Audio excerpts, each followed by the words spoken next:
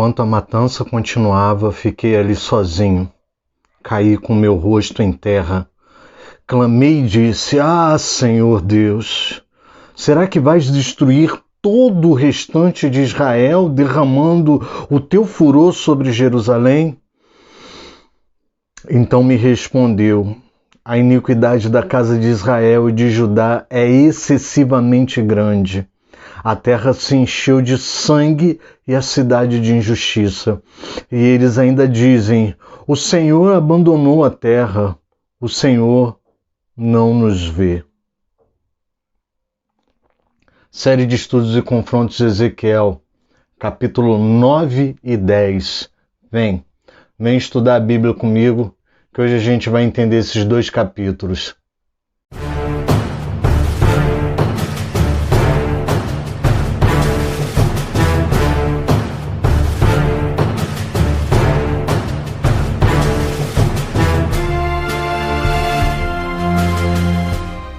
Graça e paz, queridos. Pastor Alexandre aqui. E hoje a gente está trazendo o 10º episódio da série de estudos e confrontos do livro do profeta Ezequiel. Amém, querido? Então, assim, se você é novo por aqui, calma. Mais que nunca. Se você é novo, eu vou colocar um card aqui em cima, uma bolinha que vai aparecer bem nesse canto aqui, Essa bolinha, você clicando nela, ela vai te levar lá para o canal do Ministério Caminhos e você vai poder assistir os 9 episódios que a gente tem antes desse aqui, que é o 10º episódio. Tá bom, querido? Então, pausa aqui, vai lá no canal Ministério Caminhos. Você tanto pode ir aqui pelo card que eu coloco aqui, como você também pode ir aqui embaixo, clicar no meu nome, entrar no Ministério Caminhos, você vai encontrar logo na página inicial a página de estudos, tá bom? Então, vai lá, assiste os 9 episódios antes desse aqui e depois volta para cá, tá legal? Outra coisa, quem ainda não leu, hoje eu preciso que você leia o capítulo 9 e o capítulo 10 de Ezequiel. Amém, querido? Hoje a gente vai tratar do capítulo 9 e do capítulo 10. Antes da gente entrar, nesse texto, eu quero agradecer você que está aqui, você que participa desse estudo. Olha, você não sabe o quanto você me deixa feliz. A série, de estudos e confrontos é a que tem menos assistência. Mas eu não desisto. Ela tem pouca assistência, mas ela é a série que Deus colocou no meu coração para trazer para vocês. É uma série de estudos. Não se assuste com o nome. Eu coloquei esse nome Estudos e Confrontos porque não tem jeito nós estudarmos sem sermos confrontados. Então, amado, se estudamos, se lemos a Bíblia, somos confrontados o tempo inteiro. Então, o objetivo aqui não é gerar confronto, não é gerar nenhum tipo de incômodo, ou desconforto para você. A intenção aqui é a gente destrinchar a palavra bíblica. Então eu quero que você leia o capítulo 9 e o capítulo 10, tá bom? Enquanto você está abrindo aí para ler, eu quero te agradecer. Agradecer a todo mundo que me segue, agradecer a todo mundo que assiste a série de estudos e confrontos. Eu quero te pedir, não fica acanhado não, pô. Dá o like.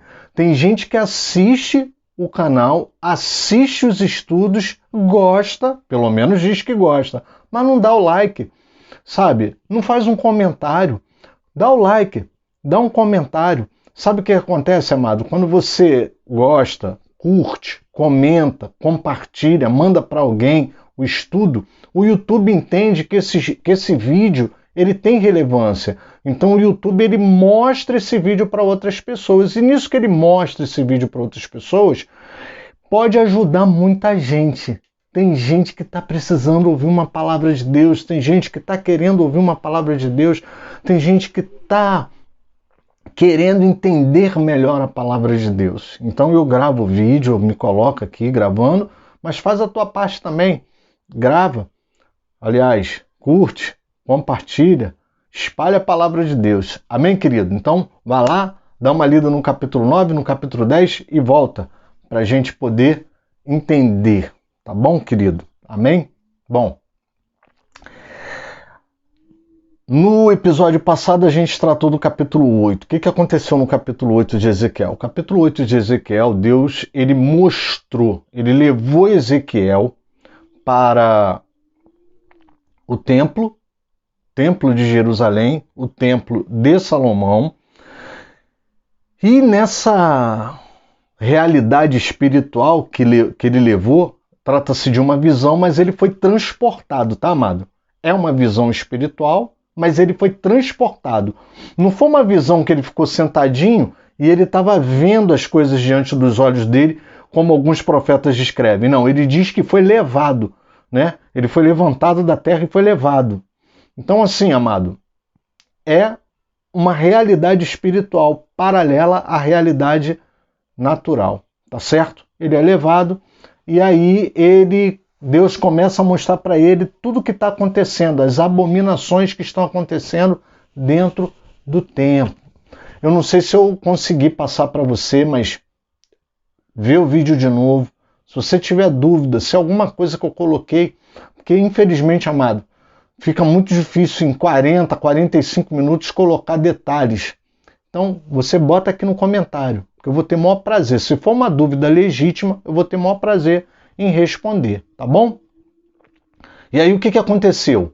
Como eu expliquei no episódio passado, o capítulo 8, 9 e 10, eles fazem parte do mesmo compêndio. E por isso que eu estou juntando o capítulo 9 e o capítulo 10, porque eles, na verdade, estão divididos na Bíblia. Eu já expliquei aqui o porquê essa divisão não nasceu junto com a Bíblia. Quando Ezequiel escreveu o livro, ele não escreveu dividido em capítulos e versículos. Isso veio acontecer agora, no século XIII e no século XV, tá bom, querido? Então, Ezequiel escreveu o texto corrido.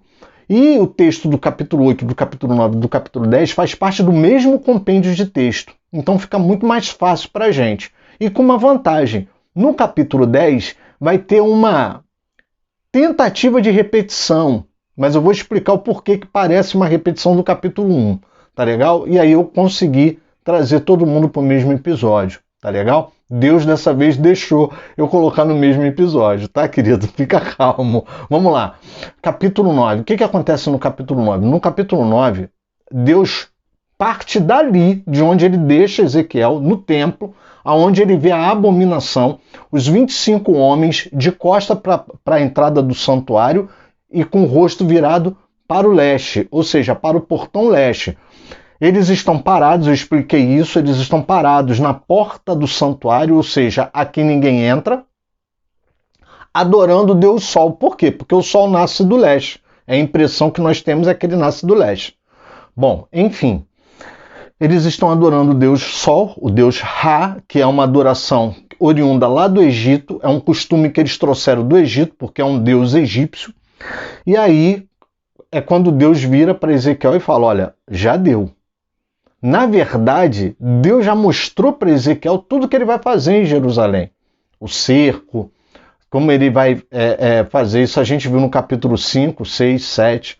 Só que agora Deus está mostrando para Ezequiel, em detalhes. Deus está indo lá, cavando, abrindo parede, levando ele no templo para ele ver o que está acontecendo. Então nós vimos 4 tipos de abominação. 4 tipos de abominação. A estátua dos ciúmes, do lado de fora, que são as idolatrias que a gente cria externamente.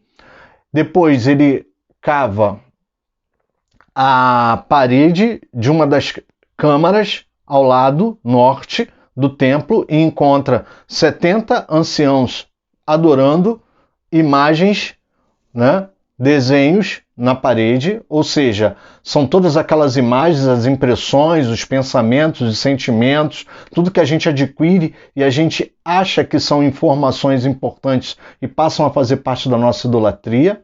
Depois, o deus Tammuz, do lado de fora, né? Entre o portão norte externo e o portão norte interno, existem mulheres sentadas ali chorando pelo deus Tammuz, que na verdade é um deus com o qual elas se casavam, ou seja, é uma imitação da aliança que temos com Cristo Jesus, porque somos a noiva de Jesus.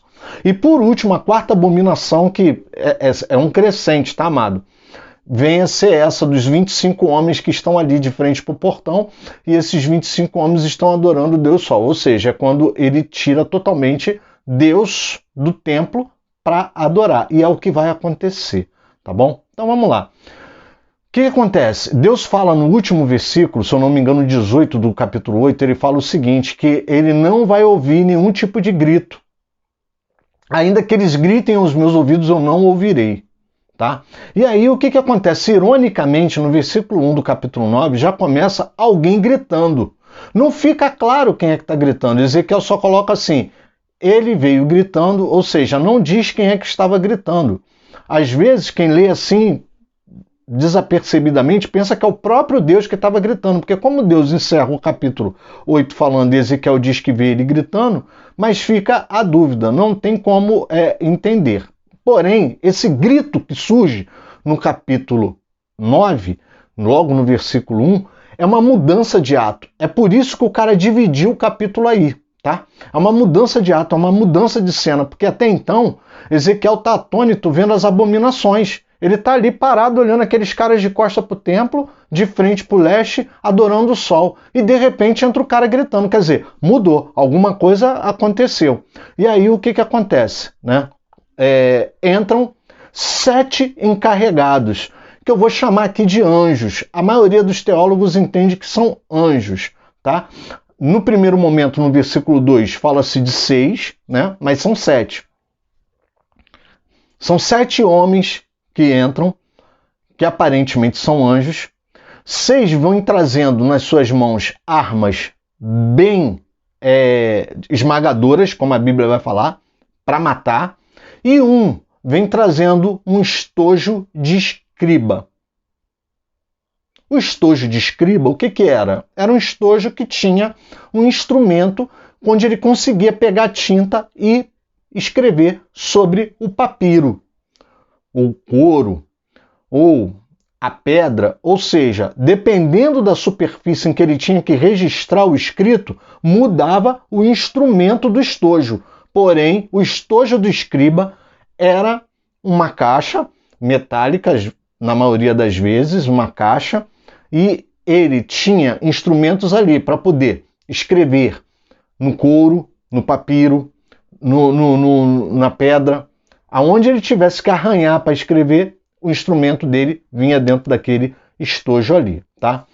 Uma linha de teólogos vai fazer a comparação dizendo que esses 7 anjos são os 7 anjos das cartas às igrejas do Apocalipse. Os 7 anjos do Apocalipse lá das cartas, do capítulo 1 ao capítulo 3. Só que aí, amado, é uma analogia, tá? A gente não pode dizer, são os 7 anjos. Não tem nada que diga assim, não, tá? Eu prefiro dizer que são anjos trazendo o juízo de Deus. Sendo que os 6 com armas esmagadoras, a gente vai entender que são anjos que vêm com a determinação de trazer o juízo de Deus. Porém, esse 7º, que vem com o estojo de escriba, eu quero chamar a atenção para ele, tá? Eu quero que você fique ligado nele. Eu quero que você preste atenção, porque existe uma linha de teólogos que vai fazer uma comparação desse anjo aí, desse 7º anjo, esse que tem o estojo de escriba, tá bom? No versículo 3 a gente vai notar que a glória de Deus vai se assemelhar muito com a glória que ele viu no capítulo 1, verso 26 lá. A gente vai notar o capítulo 1 todo, tá, amado? Se você tem dúvida do que eu tô falando, volta lá no capítulo 1 e dá uma lida para você lembrar, que é quando Ezequiel tem aquela primeira visão dele junto ao rio Quebar, tá legal? No verso 4, Deus ele vai chamar esse 7º anjo e vai falar assim, olha, você faz o seguinte, você vai e rabisca, marca a testa de todos aqueles que suspiram e que gemem por causa das abominações. Ou seja, esse 7º anjo que está encarregado de riscar a testa com o estojo de escriba, ele vai marcar aqueles que não se contaminaram com as abominações, que Deus vai falar no verso 4, que são aqueles que suspiram e gemem por causa das abominações. Que abominações? As 4 abominações do capítulo 8 que eu enumerei para vocês. Tá legal? E aí o que acontece, amado? Toda vez que Deus vai trazer um juízo, existem sempre aqueles que são os remanescentes. Existem sempre aqueles que não se contaminaram. Existem aqueles que Deus vai poupar porque se mantiveram separados das abominações, se mantiveram distantes do pecado. Você já reparou isso? Tem gente que morre por causa do pecado e tem gente que não morre por causa do pecado. Tem gente que escolhe ser idólatra, tem gente que não escolhe. Morre aqueles que escolhem a idolatria e gente que é poupado porque não escolheu a idolatria. Isso vai acontecer sempre, no decorrer da Bíblia toda. Se você observar, todas as vezes que Deus emprega um juízo, existe gente que morre por causa do pecado, até porque o salário do pecado é a morte. Não adianta você ficar aí, pastor, Deus matou. Gente, vamos parar com isso, tá? Vamos tirar isso da nossa cabeça. Deus não mata ninguém desavisadamente. Deus não manda matar ninguém desavisadamente. Isso não aconteceu no Velho Testamento da forma que a gente lê. Muitas pessoas se enganam com relação a isso. Muitas pessoas acham que é um Deus colérico, é um Deus rude demais, é um Deus perverso demais. Não. E vocês vão ver isso no capítulo 9, no fim do capítulo 9. E aí o que acontece, tá? Deus fala para os outros 6, Deus detalha, ele fala, olha, eu não quero que sobre ninguém, vocês vão matar velhos, crianças, mulheres, todos. Deus vai dizer no verso 5 que ele vai matar todo mundo, tá? A gente vai ver exemplo desse tipo de juízo em Êxodo, capítulo 12, que é no episódio do Egito, quando o anjo da morte passa no Egito. O que Deus faz? Ora, Deus vai ferir os primogênitos dos egípcios. Então Deus pede para fazer uma marca na porta com sangue. Aonde o anjo da morte visse a marca do sangue, ele não entraria para matar. Então você vai ver isso lá em Êxodo, capítulo 12, mais especificamente verso 13 e verso 14. E a gente também vai ver uma matança dessa parecida, tiveram várias na Bíblia. A gente vai ver uma matança dessa parecida, eu quis trazer para vocês, em Êxodo capítulo 32, do verso 25 ao verso 29. É a primeira vez que a gente vai ver uma referência de separação, ou seja, santidade em relação aos levitas. Quem pensa que levita foi levantado por causa da música, não. Por isso que eu acho que a maior tolice hoje ficar, você é músico, então você não é levita. Ai, que besteira, sabe? Tem gente que se dá o luxo de ficar na internet, músico não é levita. Ai, que besteira. O levita ele não foi levantado para ser músico e o músico também não é levita por causa disso. Na verdade, os levitas foram levantados a primeira vez por causa da santidade. Lembra aquele episódio do bezerro que Arão fez na ausência de Moisés, enquanto Moisés estava no monte conversando com Deus? O povo pressiona Arão e Arão faz o bezerro. Então, depois, o que Moisés faz? Quando ele desce, que ele vê que o povo se corrompeu, ele conclama, ele fala assim, vinde aqui todos aqueles que não se corromperam com o bezerro. Quem é que se apresenta? Os levitas. E aí o que acontece? Ele fala, cada um vai matar. Pai, mãe, irmão, todo mundo que se contaminou. Diz a Bíblia que os levitas colocam a espada do lado e saem e limpam o arraial dos idólatras, porque idolatria traz morte. Se você tem dúvida do que é idolatria, assiste o episódio que eu explico, o capítulo 6 e também o capítulo 8, que foi o passado, tá legal? Bom, enfim, então eu quis trazer isso aí tá? Então assim, músicos, não se importem de serem chamados de levita, e há base bíblica para isso, tá? Se tem dúvida, coloca aqui nos comentários que depois eu gravo um vídeo explicando por que tem base bíblica para isso, essa besteira que o pessoal reformadinho inventa. Vamos lá, vamos continuar. No verso 6, Deus dá uma ordem para matar com totalidade, ou seja, matar velho, criança, exceto aqueles que têm a marca na testa. Ou seja, igual lá no Egito, no Êxodo 12, aqueles que tinham a marca do sangue do cordeiro na porta, o anjo da morte não entrava, e também agora, em Êxodo 32, que é justamente o que acontece? Quem não se contaminou com bezerro, ou seja, quem não tinha entrado na brincadeira da idolatria, tá certo? Só que aí vem uma coisa interessante no verso 6. Deus manda começar pelo santuário. E aqui eu quero parar um pouco, né? Sabe, amado? Deus tem pedido de nós nesses últimos dias que a gente se santifique. Que possamos ser encontrados capazes de receber a marca na nossa testa, a marca de Deus. Tanto se fala da marca da besta, tanto se fala da marca do anticristo, o 666. Só que a gente tinha que estar mais preocupado em receber a marca de Deus. A tradição vai explicar que essa marca que foi recebida na testa foi um X, né? Que alguns teólogos vão fazer uma analogia com a cruz. Pouco importa qual seja a marca, importa que eu seja marcado por Deus. Quantos de nós temos buscado a marca de Deus na nossa vida? Quantos de nós temos buscado a santidade sem a qual ninguém verá a Deus? Quantos de nós têm buscado uma vida de separação? Não uma vida para parecer ser melhor que os outros, mas uma vida de separação das práticas mundanas.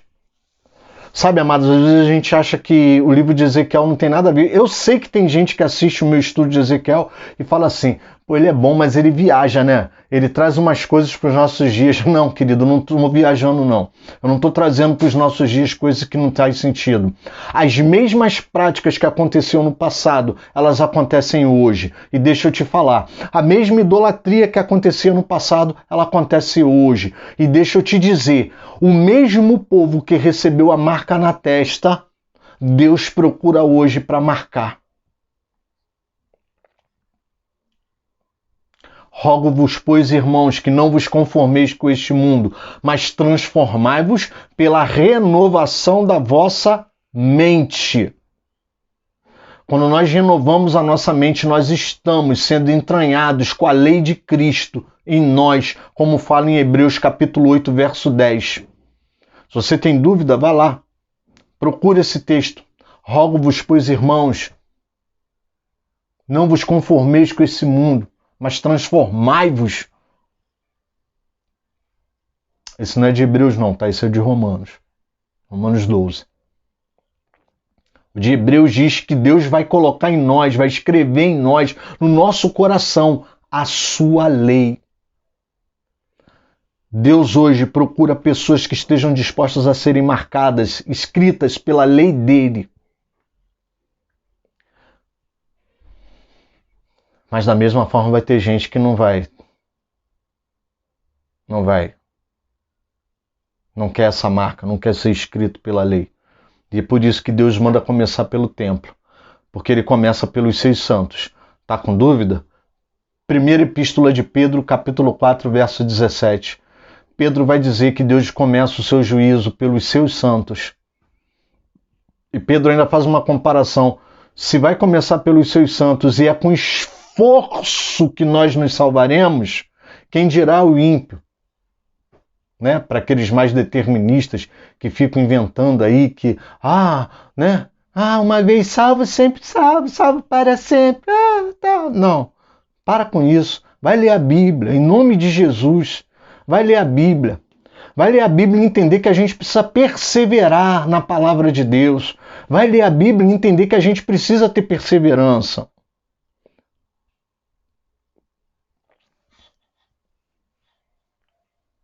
Deus começa pelo santuário. No verso 7 isso fica claro, porque Deus dá ordem. Contaminem o templo. O próprio Deus dá ordem. Por quê? Porque, na verdade, se fosse olhar a lei, não podia ter cadáveres no templo.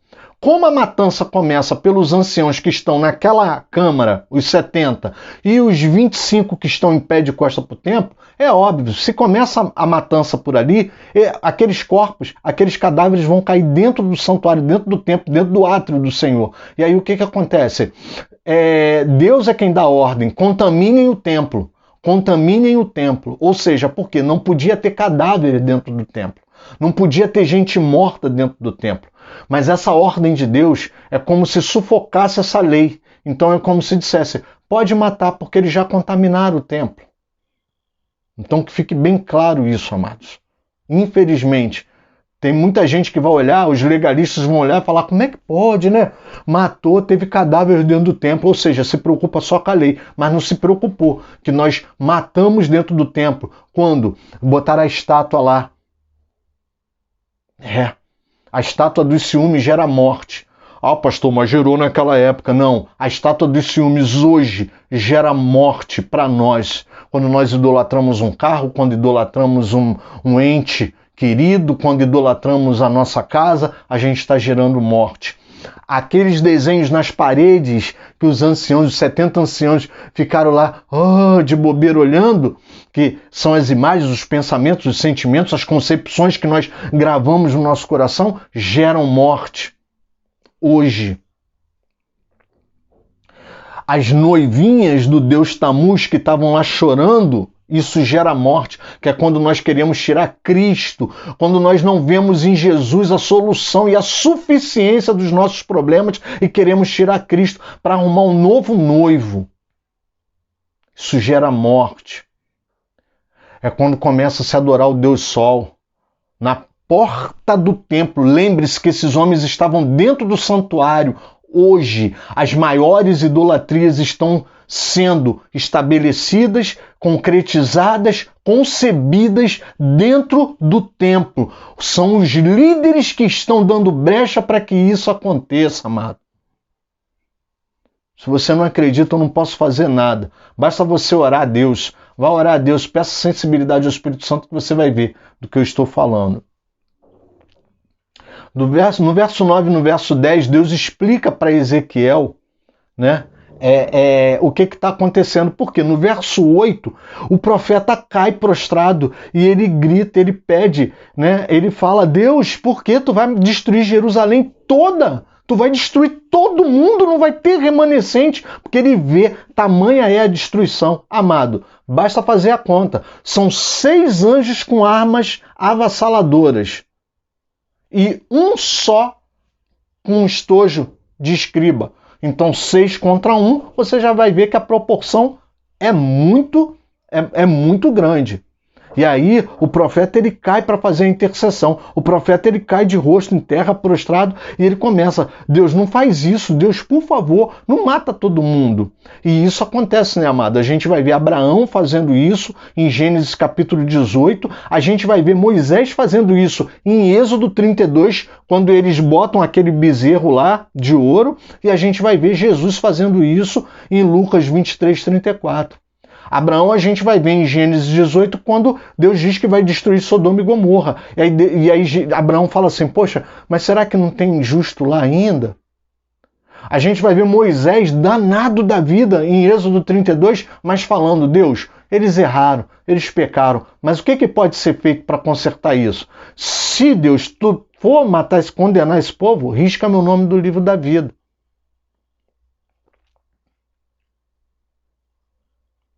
E a gente vai ver Jesus na cruz, em Lucas 23, 34, quando crucificam ele e fala, Pai, perdoa-lhes, eles não sabem o que fazem. Essa deveria ser a nossa postura. Esse estudo aqui não é para levantar gente que vai falar, eu estou livre do juízo de Deus. Não, é para levantar gente que interceda e comece a orar e falar, Deus, tenha misericórdia de nós. Deus, não nos deixe cair a espada. Deus, não nos deixe cair nessa pandemia. Deus, tenha misericórdia das pessoas que estão morrendo nessa pandemia. Deus, em nome de Jesus, nos livra desse vírus. Deus, por favor, converte o nosso coração, transforma o nosso coração. Deus, não nos deixe perecer. Deus, nos mostra a verdade. verdade. Deus está levantando homens e mulheres que intercedam. Você tem intercedido? Você que tem feito esse estudo, você tem intercedido pelas pessoas? Ou será que a gente está tendo a mesma postura de Jonas? Quem quiser entender, acompanha a minha série de devocionais do livro de Jonas, que você vai ver a postura de Jonas. Eu quero mais é que eles morram, eu quero mais é que eles se explodam e que a fama corra. É mais ou menos assim. Mas Deus, Ele está procurando pessoas que vão interceder. Deus, Ele explica para Ezequiel: Ezequiel, o que você está querendo, meu filho? A terra se encheu de sangue e a cidade de injustiça. E sabe o que eles estão falando? Eles estão falando que eu os abandonei, que eu não os ouço. Ou seja, amado, é bem parecido com os nossos dias. Para e pensa. Nós, por causa do nosso pecado, por causa da nossa má liderança, líderes, nós não seremos poupados por isso. As nossas mentirinhas, as nossas fofoquinhas, os nossos disse-me-disse, para agradar um membro, a gente fala uma coisa gostosinha, boa, cheirosinha aqui, em detrimento de outro membro. Líderes que fazem isso, tomem vergonha, deixem de ser moleques. Sejam responsáveis, líderes que não estudam a palavra, líderes que ao invés de procurarem estudar a palavra para levar o santo evangelho nos seus púlpitos, eles levam indiretas, carapuças. Sabe por quê, amado? Quando eu começo a jogar carapuça do púlpito, significa que me falta evangelho para falar. Me falta palavra de Deus para falar. Amado, toda admoestação, ela é genuína, ela é lícita, desde que eu faça ela dentro da palavra. Agora, quando eu busco, hoje eu vou pregar para fulano. Amado, isso é pecado. Significa que o teu padrão moral simplesmente se esvaeceu. Você não tem mais o padrão ético-moral de Cristo. Para e pensa, quando você mente, quando você engana, quando a tua prioridade deixa de ser vidas, você está mentindo. Líderes, vocês estão mentindo. Eu minto, vocês mentem. Nós estamos nesse enquadramento aqui. Enchemos a terra de sangue e injustiça. Por quê? Porque nós matamos vidas, matamos ovelhas e somos injustos. Porque não lidamos com justiça. Com Deus, amado, não existe meio termo. Ou você é justo e lida com a justiça. Se você não lida com a justiça, você é injusto. Com Deus não tem isso. Desculpa. Se você não gostar, não assiste mais o estudo. Mas a verdade é essa. Quantas pessoas saíram da igreja e se desviaram da igreja por causa dos reizinhos, dos príncipezinhos, os líderezinhos idolatrados. Por quê? No meio do povo de Deus, muitos dos líderes são idolatrados. Infelizmente, desculpa, amado, a gente está enquadrado nisso aqui. No verso 11, e pior, né? Antes da gente entrar no verso 11, vamos voltar aqui. Nós enchemos as cidades de sangue e de injustiça e dizemos que Deus nos abandonou. Porque tem muito líder fazendo essa justificativa, essa narrativa nos seus púlpitos. Quando deixa de pregar o evangelho para pregar política, quando deixa de pregar o evangelho para falar mal da vida dos outros, quando deixa de pregar o evangelho para ficar contando historinha, quando deixa de pregar o evangelho para ficar falando besteira, quando deixa de pregar o evangelho para ficar jogando indireto, quando deixa de pregar o evangelho para torcer a palavra, quando deixa de pregar o evangelho para trazer relativismo para dentro da palavra, quando deixa de pregar o evangelho para pregar o humanismo, quando deixa de pregar o evangelho para trazer o antropocionismo na palavra, quando deixa de pregar o evangelho para trazer a teologia coach, quando deixa de pregar o evangelho para trazer a prosperidade. Amado, em nome de Jesus, nós estamos propiciando isso. Por isso que Deus ordena que a matança comece no santuário. Acorde para isso. Quando chega no verso 11, o homem vestido de linho, ele dá a sua tarefa por terminada. Ele fala, olha, fiz tudo conforme o Senhor me falou. E você nota aqui que ele acaba mais rápido, né? Ele é o primeiro a voltar, porque ele acaba mais rápido. Porque tinha menos pessoas que receberam a marca de Deus, a marca de Cristo. Que eu e você possamos estar entre essas pessoas. Eu não vou ter seguidor nenhum nunca, porque eu chego aqui, eu acabo falando isso tudo, mas eu prefiro ter a marca do que me corromper. Aí ele entra no capítulo 10. O capítulo 10, amado, não tem muita coisa não, tá? No verso 1, Ezequiel novamente começa a ter a visão do trono de Deus.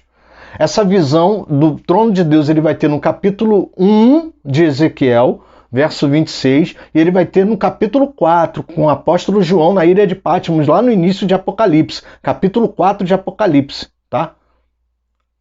Se por um acaso, amado, me empolguei e deixei passar alguma passagem bíblica que eu não falei rapidamente, coloca aqui embaixo no comentário que eu respondo, eu procuro para você, tá bom? E respondo. No verso 2, o homem vestido de linho primeiro faz o papel. Agora vamos entender aqui. Por que esse homem vestido de linho ele tem um papel especial aí em toda essa escrita aí, em todo esse texto? Porque primeiro ele tem o papel de preservador, mas agora Deus manda ele ir pegar a brasa abaixo dos querubins, lá entre os querubins, embaixo das rodas, de onde está o firmamento, querubins abaixo do firmamento, as rodas. Na verdade, para você entender essa visão, é o seguinte: trono lá em cima, firmamento, como se fosse tipo um céu, um mar azul, os querubins abaixo sustentando pelas asas, 4 seres viventes, 4 querubins, cada um com 4 rostos, cada rosto com 2 asas, cada asa ligando uma ponta do outro. E embaixo deles rodas, e rodas concêntricas, que rodam uma por dentro da outra. Eu espero que você consiga entender mais ou menos o que eu estou falando. Rodas que faziam isso aqui, ó. Mais ou menos o que Ezequiel conta, tá legal? Isso é o que, gente? É uma carruagem da glória de Deus, e a glória de Deus manifesta aí. Tá legal? Tranquilo? E aí, entre essas rodas, haviam brasas de fogo. E aí a gente vai voltar nisso aí, rapidinho. E aí, o que acontece? Deus fala para ele, agora vá lá e pegue brasas de fogo, e ele vai incendiar, que é o complemento de todo aquele juízo. Então, primeiro ele é o preservador marcando, depois ele vai lá e tira as brasas de fogo que estão ali embaixo das rodas e vai levar para a destruição. Amados, tem teólogos que ficam prestando atenção com a orelha em pé em cima desse agente, em cima desse anjo. Vou chamar de anjo aqui, né? E ele fala, poxa, a gente tem que prestar atenção nesse cara, porque Jesus, primeiro ele veio com um papel de remidor, de preservador, veio nos salvar. Mas Jesus virá no papel de juiz. Seus olhos são como chama de fogo, fala em Apocalipse. Quem terá coragem de olhar para os olhos do Messias naquele dia? Amado, as nossas obras vão ficar desnudas na frente do Messias. Ele virá como juiz. Olha os dois papéis distintos. Então tem gente que fica com a orelha em pé com esse ser aqui, com esse sujeito, com esse anjo aqui. Tem uns que chegam mais empolgados a afirmar que pode ser um anjo do Senhor com A maiúsculo, que no caso aponta para Jesus. Mas vamos ficar quietinho, tal. E aí o que acontece, né? Os querubins eles estão do lado sul, verso 3, eles estão do lado sul, a nuvem se apresenta ali do lado sul, eles estão do lado sul. Por que eles estão do lado sul, pastor? Que é a parte de baixo parte de baixo, naquela imagem que eu mostrei, se der eu mostro de novo, a parte de baixo do templo é a parte sul. Se você voltar lá no episódio anterior, você vai ver o desenho do templo. Por isso que eu estou falando a parte aqui, ó, a parte que ficava aqui, ó, para baixo do vídeo, tá? Por que eles estão parados no lado sul? Porque do lado norte tá a estátua dos ciúmes, do lado norte tá as noivinhas de Tamuz, do lado norte tá a recâmara com os 70 anciãos lá. Agora não tem mais ninguém, né, amado? Vamos combinar que já passou fogo em todo mundo. Já passou espada em todo mundo. Os 70 anciãos que estavam adorando a parede e os em frente ao templo, mesmo em frente ao santuário, os 25 caras que estavam ali adorando o Deus Ra, né? No verso 4, o que rola? A glória se levanta e vai para a entrada do templo. Essa movimentação já deixa clara para a gente que Deus está saindo gradativamente do templo. Porque, gente, essa nuvem era para estar lá dentro do templo, lá no Santo do Santo. Vê se a ficha cai agora. A nuvem, essa nuvem de glória, essa manifestação da glória de Deus, era para estar ocorrendo lá no Santo dos Santos. Deus vem aqui para o átrio, para o pátio, lado de fora. Ele fica do lado sul, como quem diz, eu não vou nem ficar lá do lado norte, porque eu não quero acordo com aquilo lá. E agora ele sai do norte e pega o caminho para o leste, que é esse portão aqui, ó, dessa direção. Ele pega o caminho para o leste, como quem diz, estou saindo. Já viu quando uma pessoa está visitando a tua casa e vai embora? Ela se levanta e começa a pegar o caminho da saída. É assim que Deus fez. As brasas são tiradas, o homem vestido de linho vai lá, ele tira ela do meio das rodas, né? Mas você lembra onde é que eles estavam? No primeiro momento, na primeira cena? Eles estavam em frente ao altar de bronze, lá em frente ao santuário. Por que as brasas não foram tiradas do altar? Porque as abominações foram tão grandes que já não serviam mais as brasas do altar de bronze. Tiveram que ser brasas providenciadas pelo próprio Deus. As mesmas brasas que serviram para tocar nos lábios de Isaías, no capítulo 6 de Isaías, vá lá no capítulo 6 que você vai ver o anjo vir com Atenais e pegar brasas do altar. Ele pregou as brasas do altar normal. Agora já não serve mais, tamanha era abominação. Cuidado, amado. Cuidado, porque pode ser que as brasas do nosso altar já não sirvam mais para Deus. E aí Deus precisa providenciar brasas. As brasas que o homem pegou de linho estavam no meio das rodas, ou seja, embaixo do firmamento, embaixo dos querubins. Eram brasas especiais. Cuidado, amado. Cuidado com isso. Verso 6, você vai ver que ele tira lá, no lugar especial. Do verso 9 ao verso 17, por isso que deu para a gente resumir, é praticamente uma tentativa de maior detalhamento do capítulo 1 de Ezequiel, porque é como se Ezequiel tivesse vendo pela segunda vez a mesma visão, e aí ele tenta descrever, olha, eram querubins, e aí eu vi 4 asas, e aí o tatalar das asas batia, e o barulho era tão alto que ia para os átrios, e eu ouvi o barulho das asas nos átrios do templo do Deus de Israel, tal. Ele só acrescenta mais alguns detalhes, mas ele repete a descrição todinha da primeira visão, do 9 ao 17. Quando chega no 18, Deus está se retirando. No versículo 18, eu estou no capítulo 10, tá, gente? Deus vai se retirando do templo pelo portão leste, que é a entrada principal. E por que Deus utiliza esse portão e não utilizou do sul? Porque ele é o dono do santuário. Ele entra e sai por onde ele quiser. E aí, entre o verso 20 e o verso 22, Ezequiel novamente tenta dar uma descrição. Ele afirma que são querubins. Eu usei essa passagem quando eu estava explicando lá o segundo episódio, né? Quando ele fala daquela visão, e aí eu falo, olha, esses seres viventes que Ezequiel fala no capítulo 1 são querubins. Aí eu uso essa referência do capítulo 10, verso 20 e 22, né? E aí Ezequiel fala que essa visão que ele está tendo se assemelha à primeira visão que ele teve junto ao rio Quebar. Ou seja, Ezequiel mata para a gente a charada que alguns teólogos fazem uma salada, uma confusão, dizendo que é a mesma, é a continuação da visão. Não, são visões diferentes. A primeira foi a primeira lá junto do rio Quebar. Essa, Deus pega ele e transporta ele para o templo. Que Deus possa nos abençoar. Que Deus possa tocar no nosso coração. Que você possa entender o capítulo 9 e o capítulo 10. Sim. Precisamos, amado, cuidar do nosso templo. Precisamos cuidar das pessoas. Precisamos, como crentes, como ovelhas, cumprir o nosso papel diante de Deus. E líderes, nós precisamos corrigir a nossa rota com Deus. Não me abandona, não.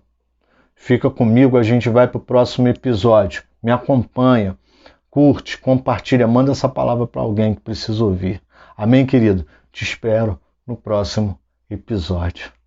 Fica com Jesus, amado.